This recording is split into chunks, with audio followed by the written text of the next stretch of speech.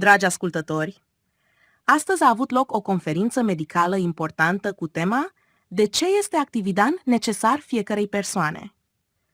În acest podcast scurt, dorim să vă oferim un rezumat al ideilor principale și al punctelor cheie discutate în cadrul evenimentului. În cadrul conferinței s-a subliniat că, în lumea modernă, organismul nostru este supus unor provocări uriașe: stres, poluarea mediului, alimentație nesănătoasă și un stil de viață sedentar. Toți acești factori slăbesc sănătatea la nivel celular, accelerează îmbătrânirea, reduc imunitatea și epuizează nivelul general de energie. În acest context, Actividan vine în ajutor.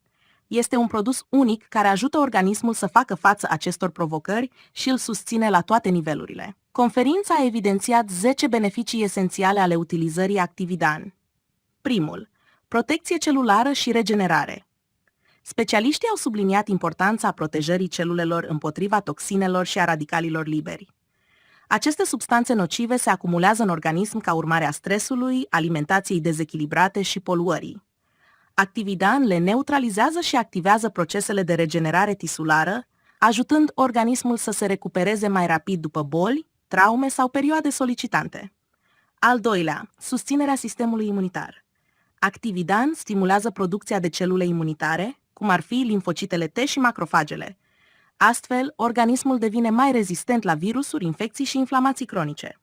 Al treilea, îmbunătățirea microcirculației. S-a discutat de asemenea despre efectul produsului asupra vaselor de sânge. Actividan contribuie la întărirea pereților vasculari și la îmbunătățirea circulației sanguine, ceea ce ajută la livrarea mai eficientă a oxigenului și a substanțelor nutritive către celule, un aspect esențial pentru creier, inimă și mușchi. Al patrulea, reducerea riscului de boli cronice. Actividan încetinește procesele de îmbătrânire și reduce sarcina asupra organelor vitale, cum ar fi ficatul și rinichii. Ajută la eliminarea celulelor deteriorate și reduce riscul dezvoltării bolilor cronice. Al cincilea, creșterea nivelului de energie și a calității vieții. Potrivit prezentatorilor, Actividan stimulează producerea de ATP, principala sursă de energie a celulelor.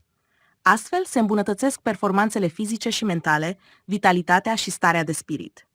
Al șaselea, reglarea apoptozei celulare. Actividan susține mecanismele naturale de autoreglare ale organismului. Ajută la identificarea și eliminarea celulelor deteriorate, prevenind multiplicarea lor necontrolată, aspect esențial în prevenirea bolilor oncologice. Al șaptelea, acțiune antiinflamatoare. Actividan are proprietăți antiinflamatoare pronunțate. Reduce inflamațiile, umflăturile și sprijină regenerarea rapidă a țesuturilor, atât în afecțiuni acute cât și cronice. Al optulea, protecție antioxidantă. Proprietățile antioxidante ale Actividan au fost evidențiate în cadrul conferinței.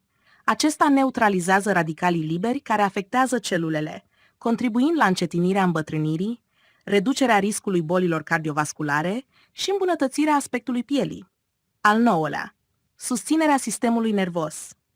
Actividan îmbunătățește circulația cerebrală, ceea ce duce la o concentrare mai bună, o memorie mai clară și o mai mare rezistență la stres. Acest aspect este deosebit de important în perioade de activitate intelectuală intensă sau în cazul schimbărilor legate de vârstă.